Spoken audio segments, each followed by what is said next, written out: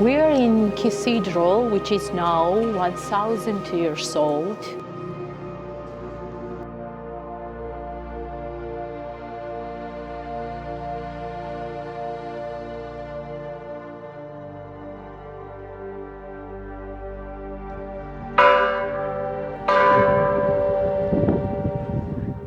You're watching Trails of Eurasia TV, Explore Georgia. Zhao is so fluent and smooth now, you know why? It's the power of cha-cha. Right. Not the dance, but vocal. Cha-cha, churtkhela, wine, and all this was like this and made by Zaza. Okay, anyway, so we are here in Svetitskhoveli Cathedral, and the story about this place is going to be shared by Jason. Please, tell us about this. Wow, that's a very good direct, yeah. So basically, I think this is also known as the Cathedral of the Living Pillar. Oh, right. Right. So the Georgian name itself? Sveti means pillar, and Tskhoveli means life-giving. Thank you very much, because I would never have been able to pronounce it.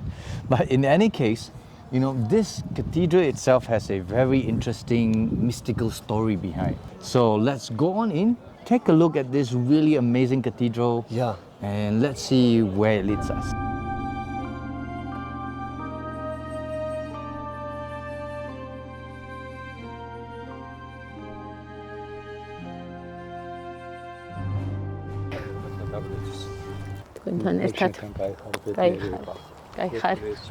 Thank you. Thank you. So, I'm Maya, you're welcome to our small town Mtskheta. And I think you have already heard that this town, which is outside of this defensive wall, was the capital of Georgia for 1,000 years, because from the 4th century BC until 6th century AD, Mtskheta, this town, was the capital of whole country.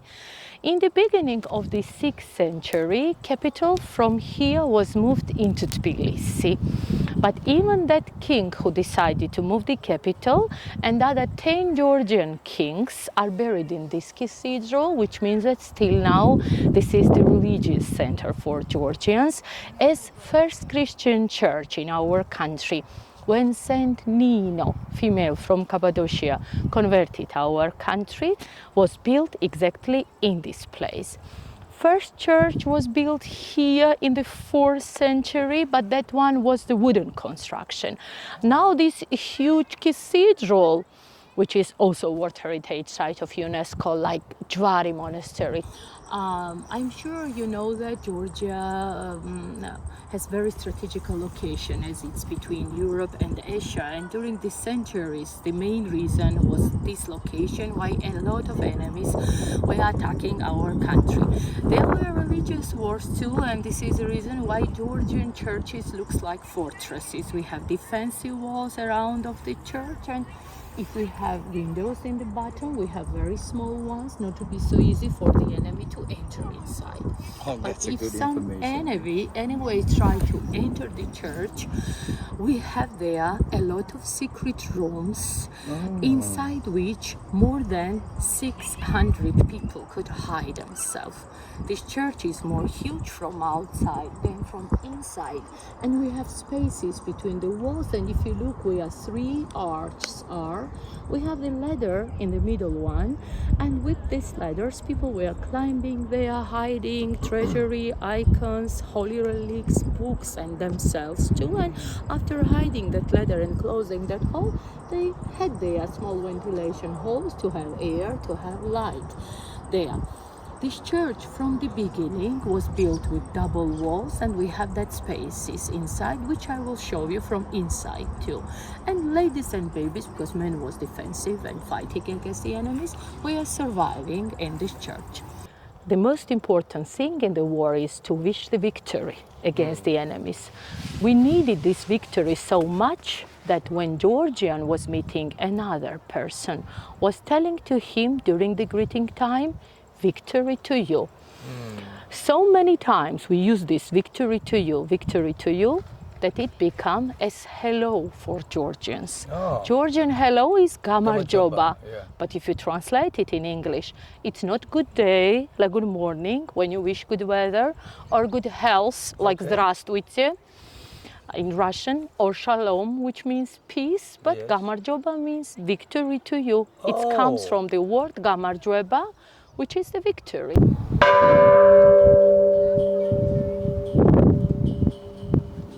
Sound itself is...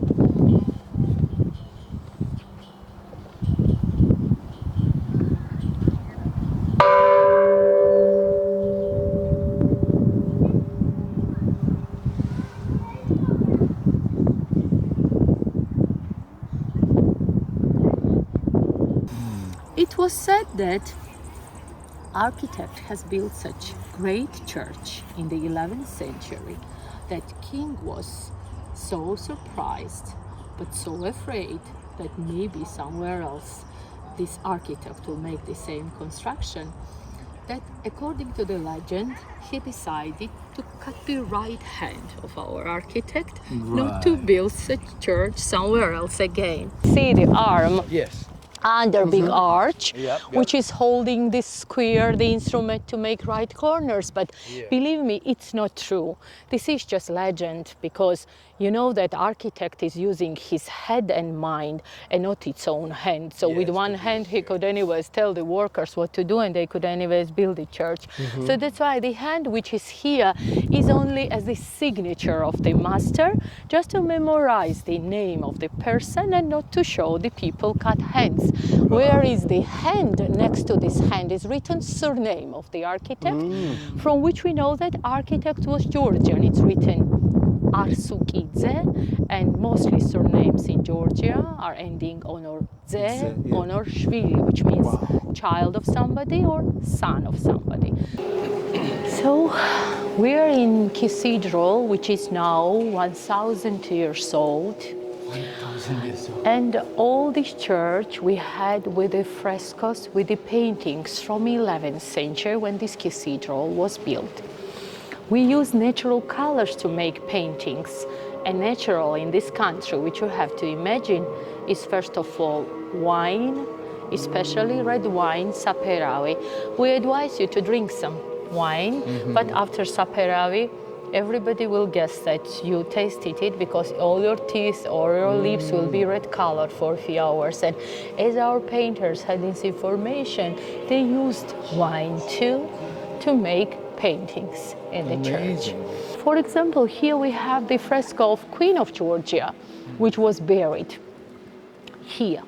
But unfortunately, not always we have the tombs under the gravestones, because when enemy was attacking our country, they were digging the graves to take some gold, some treasury from there. And this is the reason why sometimes we had to hide the really places of our rulers, like we hide it King Tamara. I want to show you here one more church inside of the church, which is the replica of Jerusalem Church, which is the copy of Holy Sepulchre Church, which was built on the tomb of Jesus in Jerusalem. This is that life-giving pillar, which about you have heard in the legend that was giving life to population when they were worshipping this place. The wooden pillar, how archaeological excavations proved, is still now inside of the stone one. But we are not going to open it, because our patriarch has its position. He tells us, if you believe, you believe without some proof. So that's why this is the reason why it's closed until now. But a lot of miracle things are happening for the people. They are still now coming here to pray and to worship to this life-giving pillar, as the robe of Jesus Christ is kept here. But we have some other holy relics. In this golden cross, in the bottom, you can see this small wooden part. And inside of this wooden cross, we have part of the true cross on which Jesus was crucified.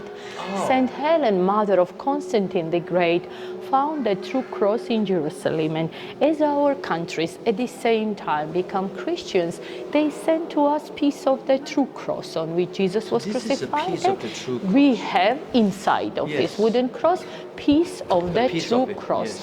And during the Easter time, we are removing this cross from here, and it's possible to see part of true cross. I told you that everywhere here are the burial place of our royal family members. Bagrationi was the dynasty of Georgia which ruled 12 centuries in our country. And I want to show you on the emblems of our royal family the robe of Jesus Christ, the shirt of Jesus which is buried here, which is possible to see in the central part on the emblems, which means that for our kings, this robe, which is kept here, was the most important, holiest relic. And this is historical throne where was sitting the patriarch before, but now we use that wooden one, which is in the middle, to show everybody that when you are entering in the church, to know that this is cathedral where patriarch or bishop is making the services.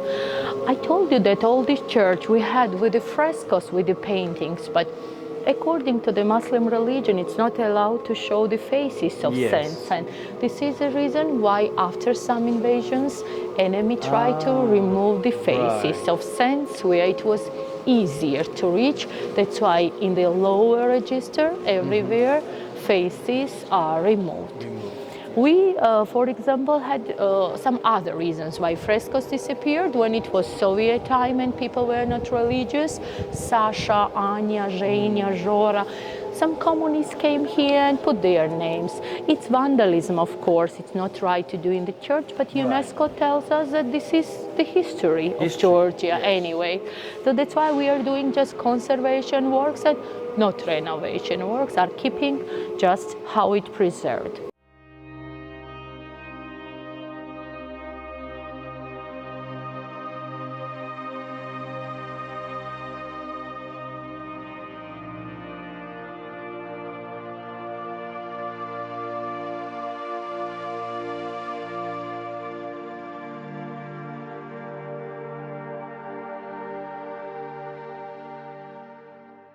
Do you remember we started the tour, tried to explain you that we build the churches as the fortresses. And in the fortress, to survive, the most important thing is to have source of water. That's why in a lot of churches in Georgia you will find a well. Now we are not drinking this water, and you will find a lot of coins inside as tourists are throwing to make wish or to come back. But anyways, water is still now there. You can make a wish, put it here and just push and you will see the water inside. And look after it in the water. Yes. There is the water, you can see. And how I told you, it was used for drinking for the people to survive, but now, just to show you that in the well, still now is the water. The ways in that secret rooms, which about we were telling to you, we have from this door. Of course, this door was closed with big stone, not to be seen for everybody, the entrance, but still now we have stairs there, the steps, and it's possible to reach the upper part of this church between ceiling and the roof or between some huge walls. People can use it now? Yes, for visitors, no. But only the church? Only the people who serve in the church are still now entering there. I have a lot of information, but I think it's enough for you. And, you know, we've been just spiritually inspired, yeah? Let's go.